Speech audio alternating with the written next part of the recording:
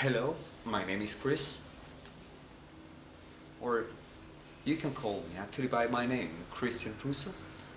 I am a penetration tester and an ethical hacker.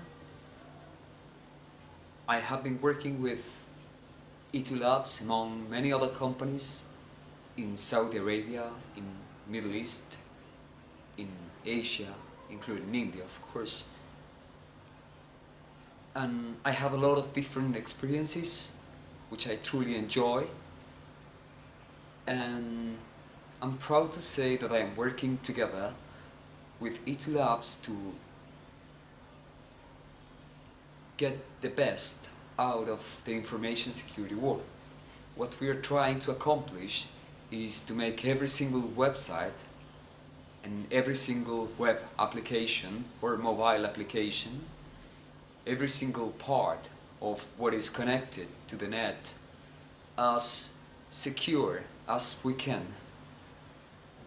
And we believe that the only way to accomplish that is to audit and test the security of every single thing that we can, which means that what we truly want and what we actually want is to ensure that your product, your software, your service, your web application is going to work the way it has to work. And I believe personally that a good penetration tester or let's say a good hacker doesn't necessarily have to be a person who follows the structured procedure to accomplish a penetration testing. Every single web application, what I'm trying to say is that every single web application, every single cell phone, every single technology that we put online has its own needs. So for example, if we analyze the case of an application which is trading with shares and stocks, things, financial instruments, let's say, and we need to consider also what could be or could represent a security flaw for this specific type of application. Not so long ago, it was about actually 3 months ago, I realized that there was a security flaw on Google actually, on the Google infrastructure. And this is mainly because there is nothing like a cross-site scripting, at least that I know, or a SQL injection, or a cross-site request forgery, nor anything like that. It was just something very simple, something very small, which was based on a technology which is called double face authentication or two-step verification, anything like that. It has a couple of names, 2FA, and it basically consists on making a phone call or sending a text message to a specified telephone number in order to verify the identity of that person. Well, which is truly interesting because it allows you to verify the person, because the person needs to complete the username and then the password, and then a text message or a phone call is made into that phone that was previously specified and determined by the user. But the reality is that we found out that it was possible to use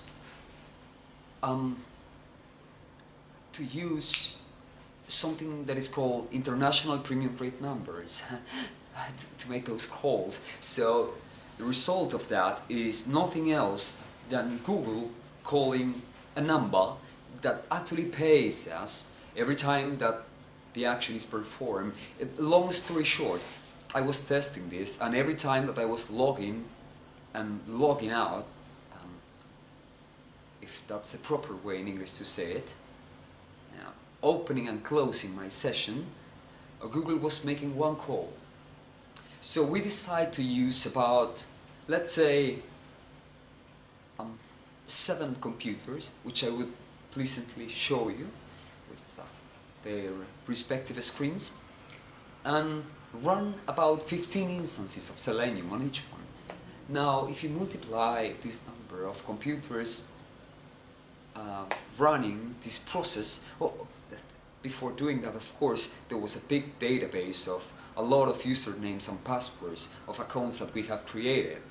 And I don't remember the exact amount. I believe that it was about 100,000 maybe, or 50,000 accounts.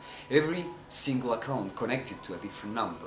So my computers were calling over and over, opening the session and closing it, and grabbing the audio file that was being recorded into one of the cloud, let's say, or one of our computers that were recording all the voice messages. Your code is 3, 4, 5, 9, 6, 7, 8. Your code is blah blah blah. And we were recording these numbers and we were recording these messages. Then we downloaded the messages, and once we downloaded the messages, what we have done was to process them, process the MP3, actually processing the WAV file first into MP3 and then applying a couple of filters to reduce the distortion of the voice. And finally, what we have done was to decode or transform the sound into words. So every time that the computer was saying, your code is this, this, this and that, we were technically speaking at the same time, and while it was just a couple of seconds after the message was actually being recorded, we were decoding that into numbers and completing that, so completely bypassing, you could say, the automation, or making a full automation process of the double phase two-step verification. Through the combination, of course, of premium rate numbers, which was creating money, a revenue stream for us, and at the same time it was creating millions and millions, or hundreds of thousands of calls per day, even millions if we would like to, because it was just, I made a small switch, to increase the amount of threads in Selenium. Everything was running on Python, MariaDB, Pocket Sphinx, and SOX for the audio decoding and the transformation of the sound into letters. So we have done that, and we keep repeating this process over and over for about 6 months maybe, or maybe 5. And this made a lot of money, by the way. Made quite a lot of money, which is always good, because it's important to pay the rent and the cost of living, that the life that you want to live, I would say. And I think that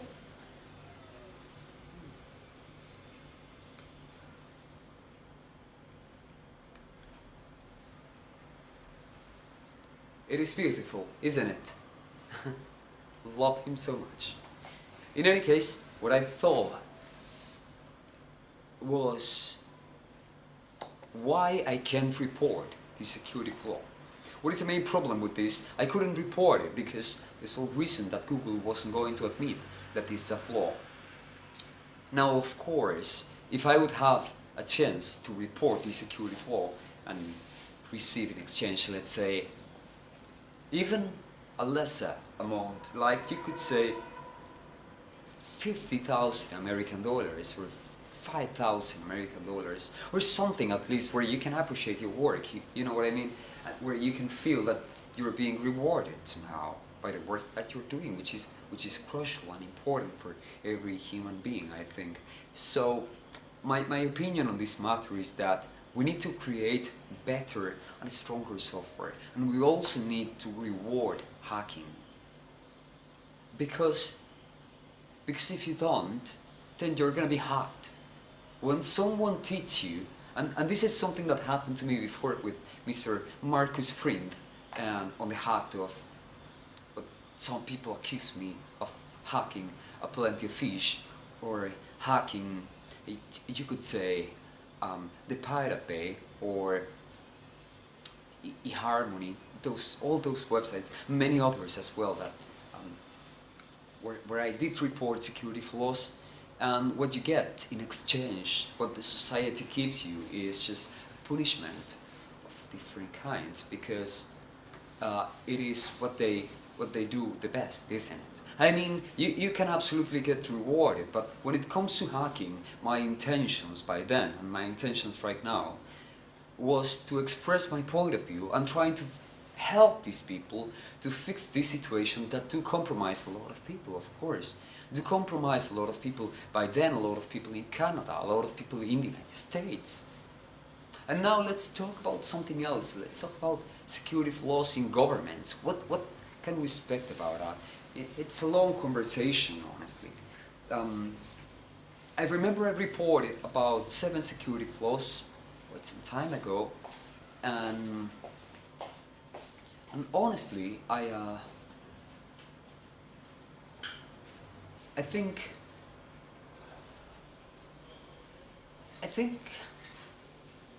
I'm thinking right now if I'm gonna leave that part of the video that shows about my life. But I say, why not? Why should I hide myself? It would be hypocrisy from me. So, going back to the topic of security flaws and governments, governments usually don't give a fuck if you find a security flaw on their websites, because, well, that's my feeling. So many companies behave the same way, unfortunately. It is like, if you find something and you tell them, and they don't like the way that you say it, or you don't have sufficient English acknowledged, because I would like to be clear, I am not speaking my mother tongue. I am doing my best to express myself in English, which is not my mother tongue. And this is not such an issue right now, but it used to be when I was 17 years old and I was still learning English. So how do you communicate? Hey, look, there is a security flaw here, and I would like to get rewarded, but I didn't even have the right words to express myself and to manifest this idea of reward, or to manifest this idea that I actually was trying to help. Because otherwise, well, I would already have all their databases and I would be, you know, having a different type of life. Unfortunately, I tried many times to report security flaws and get some kind of reward before it. But I find that the system, it is not and has not been constructed for that purpose. I find that the system is actually more concerned in defending itself than allowing someone else to help them or help it to be defended. In other words, you can say that they want to have the best security experts in the company, but they don't trust in the people that manifest to them their personal ideas and manifest to them that they do have a security flaw. So if you don't trust, and this might be a message for everyone at the other side, maybe people running corporations or taking decisions on daily basis about big corporations. If you don't trust, if you don't believe in a person who is trying to help you, who is contacting you and doing all the effort that it takes, to reach the right person, just to let you know, just to tell you that there is a security flaw, and you don't believe in them, you don't want to deal with them, and you don't like them. Now, why do you pretend that these persons who are doing and working on the information security field would actually trust in you, would actually respect you? I mean, if I am informing you with all my good intentions, why do you think I am actually a bad person for letting you know that you have a problem, that you are compromising the security of 50 million people? Let's think about that. It's an honor to be working with E2 Labs.